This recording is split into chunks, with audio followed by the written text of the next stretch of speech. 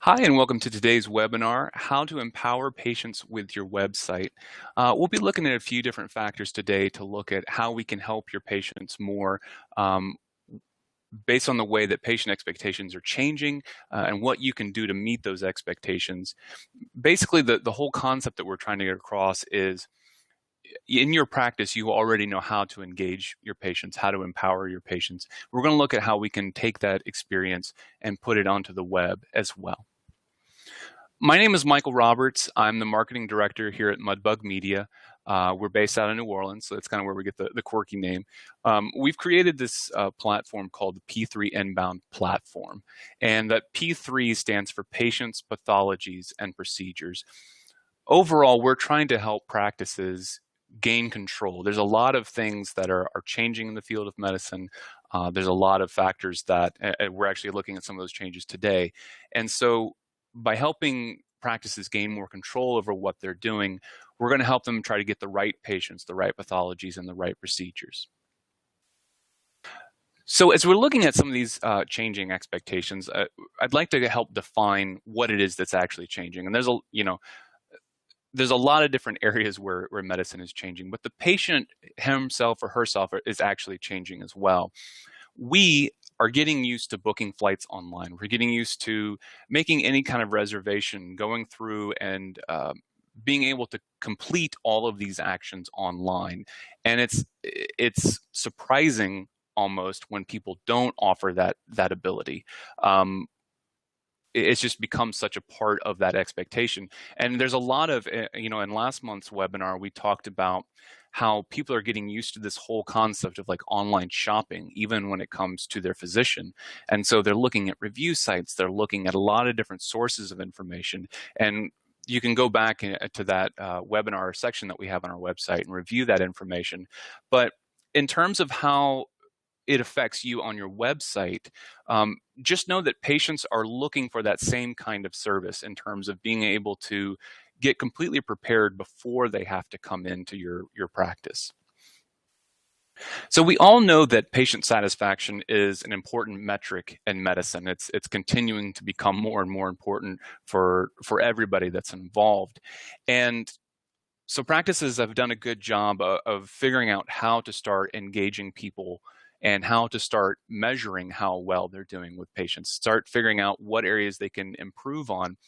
But that focus doesn't always transition over to the web. We're doing well in the offices, but maybe we're not doing so well online. So what we're looking for is, what can we do to help set the tone before the patient arrives? How can we help that patient's expectations be set and set them in the right way that there are no surprises? That's one of our big mantras around the office here is, what can we do to help alleviate everyone's surprises?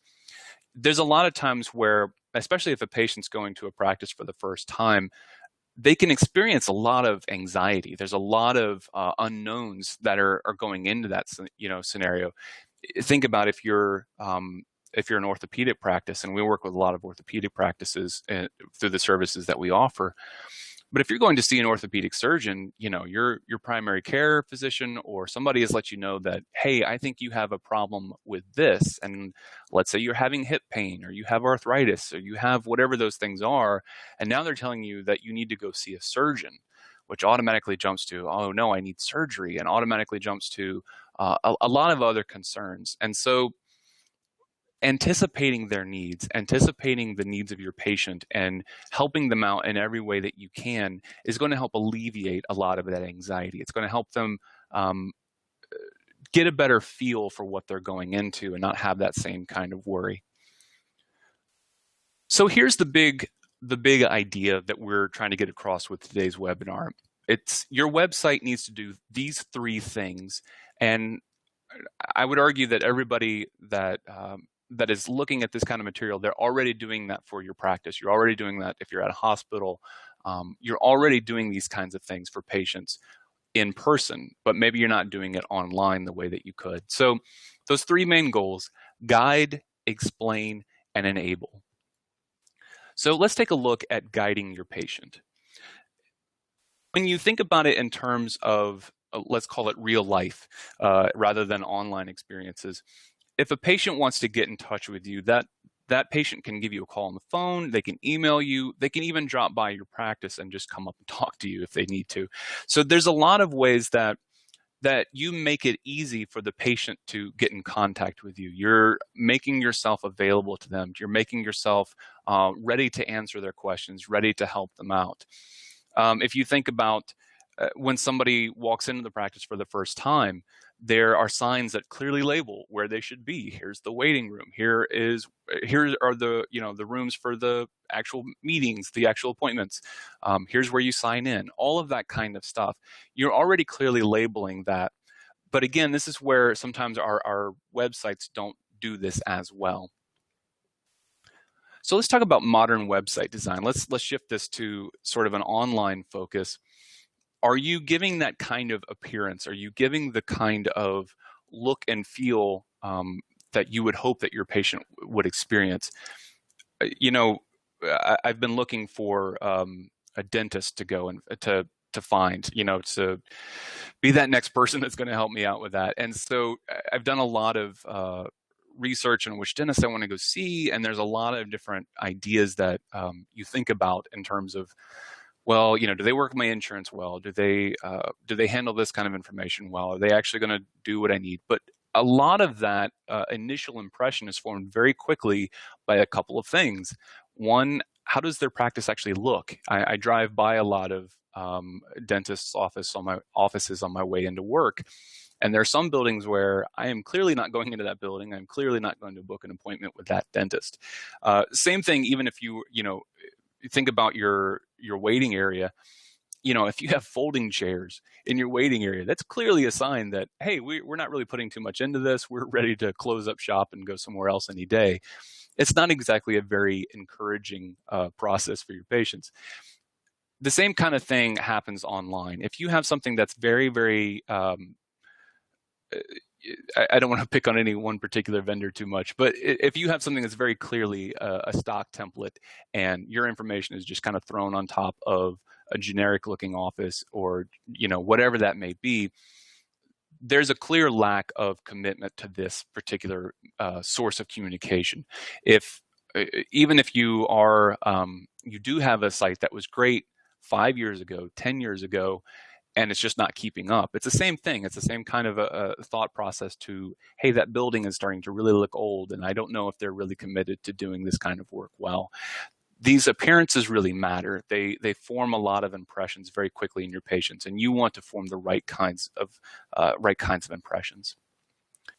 Mobile-friendly design. So again, thinking about all the different ways that a patient could get into contact with you, so whether they called you on the phone or whether they walked in the door, already your practice is making itself available to your patients by the form of contact that they want to use. You're doing what you can to help them out more, and your practice may even be bilingual. You may have people that are ready to help people of different origins. You may be ready for all these kinds of things, but again, are you focusing on that online as well? So when we talk about mobile-friendly design, we often refer to responsive website designs, which means that your website looks good on any device. It's the same amount of information. You can find what you need for all of your pages, all of that good stuff. This has become increasingly important because we work with several hundred websites, practices all around the country and in a few different treatment areas. And one of the things that we're seeing over and over is that the mobile traffic rates have been increasing. So this is the number of patients that are coming to your site on a phone or on a tablet, some sort of device like that. That number has been growing steadily over the last few years. And we're now seeing an average of 35 to 40%. In a lot of cases, we're seeing much higher numbers. If you have a blog that produces a lot of information that's very relevant to your patients, that sort of thing, we're seeing some mobile rates of like 70%. So most of the time, people are coming to those sites on mobile devices instead of on the desktop. And that's surprising to a lot of people because when you think about like what your health needs are and you think about trying to find the right doctor, you think of it being a very intensive process and having to really sit down and wade through all the options. And that's happening. People are still using these sites on desktops, of course, and on laptops and all that good stuff. But that initial research period is definitely happening on mobile devices more and more often. Also, even just things like I'm just trying to get to my doctor's office and I don't remember where it's at. So I do a quick Google search and find your information online, and I'm just on my phone, so I need to be able to find that address quickly and be able to get to your practice simply. So that leads into kind of where we're going with this next concept. Is your site easy to navigate? Are you making that address easy for me to find? If I'm driving in, I don't want to have to hunt for your office location. Same with your phone number. If I'm running late, or if I just need to book an appointment for the very first time, I'm not looking to have to hunt through your site. I'm not looking at your website just because. I'm not there just because I'm just trying to pass time, trying to take a quiz on BuzzFeed or something like that. I need to find something that's going to help me take action. So is your phone number on every single page? Is your office address on every single page? And if you have several offices, what are you doing to help people find that information very quickly? With some practices, we, in the footer section of the site, we'll list out all the addresses. We'll make the location page very easy to find, something like that to help people find what they need very quickly. And then we'll talk about this much more in just a minute, but the whole concept of, can I book an appointment? Can I go ahead and take this action, get what I need done? Again, before we move on, this concept of clearly labeling things, making things easy to navigate. Let's again take this back a step and think about what it's like in person, in the real world again. So I just recently had to see a dermatologist for the first time, and I was able to find the address very easily, able to book my appointment very easily, and so the online aspect of it was actually pretty easy. But when I got there, the building where the dermatologist's office was located, it was like on the third floor of this office building. There was a sign, but it wasn't really clearly labeled on the outside. So I found the right building, got inside, had to hunt down the huge directory of offices and businesses that were located there, found the right floor. The dermatologist's office wasn't close to the elevator or close to the stairs, so I had to kind of go hunting through. So there was a lot of areas where they actually did better online than they did in real life, so to speak. So this concept of easy to navigate, of clearly labeling, this is something that it needs to take place both online and off. How can you take this concept and get used to this idea of, how can I make the information as easy as possible? When you talk about patient satisfaction rates, that kind of stuff, these are the little things that are going to make a big difference. We've done a lot of talks with practices and in a lot of different spaces, written a lot of articles about the whole concept of reputation management. How can you keep patients leaving positive reviews? How can you help them say positive things? And you'd be surprised at how many patients complain about stuff that has nothing to do with the doctor's ability. It's not that the surgery was done wrong, or it's not that this medicine wasn't as effective as the doctor said it would be. It's all the little stuff. It's the person at the front desk was rude. It's the I couldn't find the office easily. I had to wait too long. All of these little things add up and make a really big difference to not only how satisfied your patient is, but also to how well you can represent yourself online. This is your reputation that you're guarding, and the more that you can make that communication easy for your patients, the more effective all that stuff will be.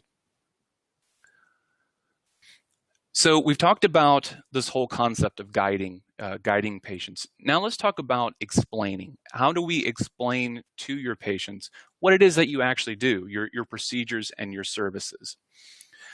So if you're involved in you're involved in the medical space, so you obviously have a lot of complicated terminology that you use, just because we default to ortho when we talk about this kind of stuff. But just because you're an orthopedic surgeon doesn't necessarily mean that everybody knows what that is. What do you actually do, and how can you actually help me?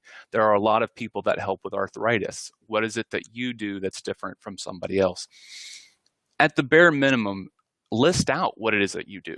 I can do this. I am able to perform a knee replacement. I help people with sports medicine needs, that kind of stuff.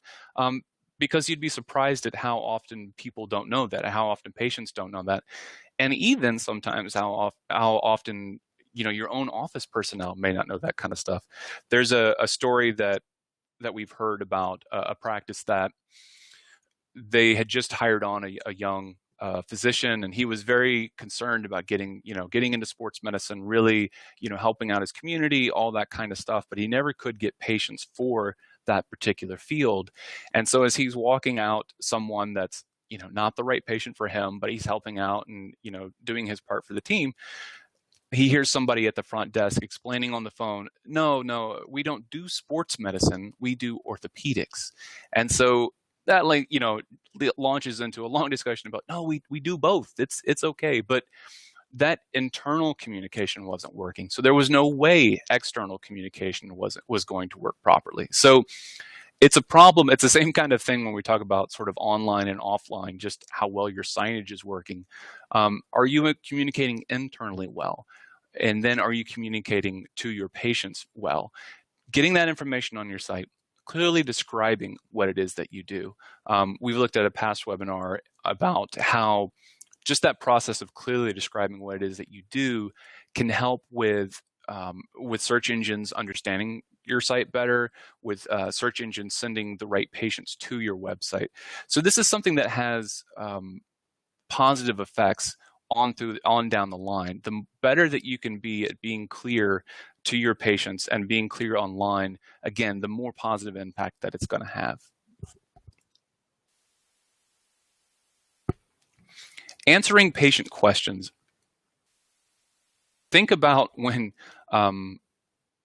if you've ever had a procedure done, or you have your own health concerns, or certainly some of the patients that you've talked to, they don't usually have questions right away, or some of them do, but there will be some people that will definitely have questions at 2 a.m, and your office may not be open at that time.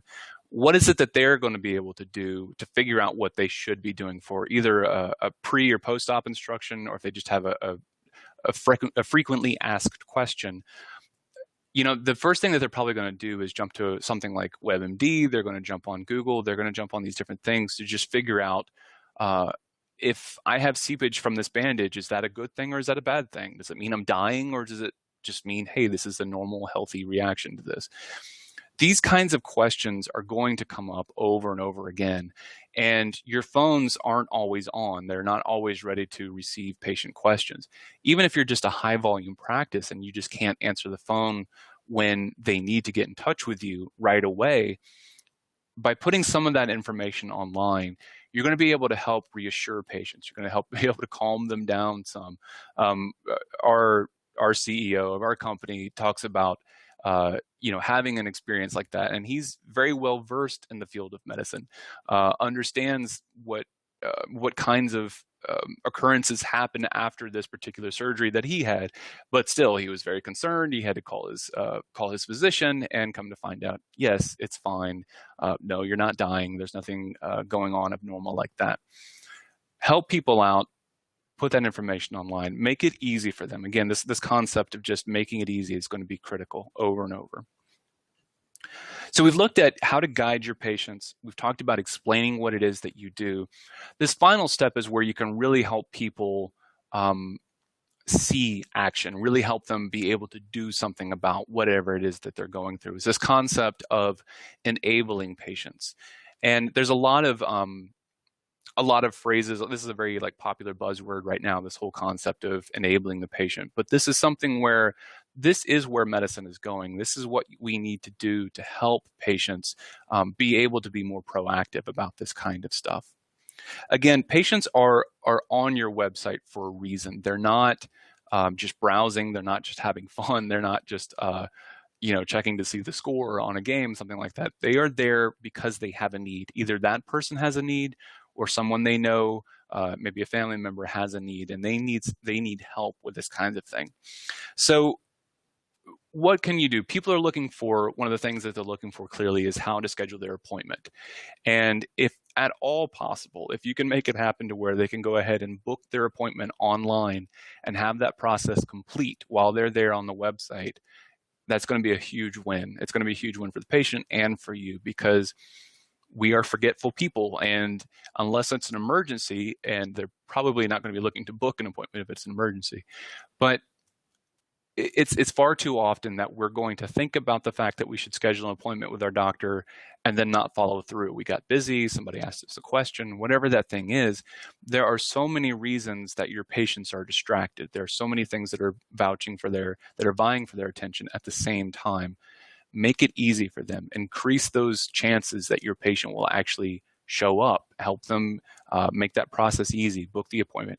Even if they can't completely book the appointment, make it possible for them to request one. At least get the ball rolling. Again, that 2 a.m., that 3 a.m. patient that's looking for a solution, they're going to need to talk to a doctor at some point. They're going to need to talk to somebody to help them out. Make it as easy as possible for them. Even if they can't go ahead and finalize the process, at least put it in the hands of your practice. Put yourself back in control more wherever you can, and then follow up with that patient. Help that patient out by actually following through with that process. Contact forms. Look, these are something that are very easy, and people are, already expect to be able to find this kind of exchange online. My one caveat on this is please make sure that your contact forms are secure. Talk to your web provider, talk to whoever it is that works on your website. Make sure that they're handling that so that you don't have to worry about any kind of potential information getting out in a way that it shouldn't. But people expect to be able to quickly and easily get in contact with you. Again, that whole idea of why we looked at mobile usage is because people need to be able to get in contact with you. They need to be able to find out about you in a way that's comfortable for them. And if you want to enable them further, if you want to help make this easier for them, help improve those satisfaction rates, help actually get more appointments booked, go through this process. Make sure that you have a contact form. Make sure that people can request appointments online. Intake forms. Going back again to the dermatology appointment I had not that long ago, I was able to fill out everything online before I had to come into the practice. And that may work for you, it may not. You may have to just make downloadable PDFs so that they can print that information out and then write all the information in themselves. Whatever it is that you can do to allow patients to actually have all the information on hand. You think about if somebody comes into your office, do they really have all of their medical history with them? Are they ready to go and look up when was that last procedure done? When was the last time you saw this kind of physician? They may not remember that stuff while they're sitting in your lobby, but if they're at home, they have more time to actually go through that information, look at their own records, not feel that, again, that anxiety. You can help reduce that, help improve the patient experience overall. The big goal here is that you may be able to really help reduce their waiting time in the lobby. I know there's a lot of factors that go into that, but this is one where you can really help out. So again, we talked a lot about how you're already doing these things. You're already helping your patients when they get there to guide them, to explain to them, to enable them. You already know how to do these things in person. Is your website working as hard as you are? Are you using your online tools to be able to do everything that you can? Are you, as it says here on the slide, are you communicating? Are you connecting? Are you really getting as much out of it as you can? And I really hope that you are. And if nothing else, that this presentation can help you just have like a checklist that you can go back through your site. Do we have a contact form? Do we have an appointment request? Do we have it to where people can fill out the forms they need before they get here? Are you clearly explaining what it is that you do to your patients? Can they understand that based on what you've presented there? These are a lot of little things, and this isn't necessarily that you need to have a complete makeover for your website. In some cases you may need to, but in a lot of cases it's more about just having a very critical eye, making sure that you're paying attention and that you're getting everything consistently updated. Make sure that you're going back and you're revisiting this information on a regular basis, maybe every couple of months. Just put it in your calendar, and go back and review this information to make sure that you're enabling patients in every way that you can. And if you need help with that, that's something that we can help with. There's a lot of people that you can turn to, I'm sure, even in your own practice, that can help you keep up with that kind of information. That's all for today. If you have any questions or any thoughts on how to be able to improve this kind of stuff for your own practice, please feel free to contact us. We're at info@p3inbound.com. We have all our contact information as well as our phone number on our website at p3inbound.com. But again, this whole concept of, hey, how do we put the practice back in control? And extending that idea, how can we put the patient back in control by enabling them more, helping them out, making this easier on them? Thank you so much for your time today, and have a great week.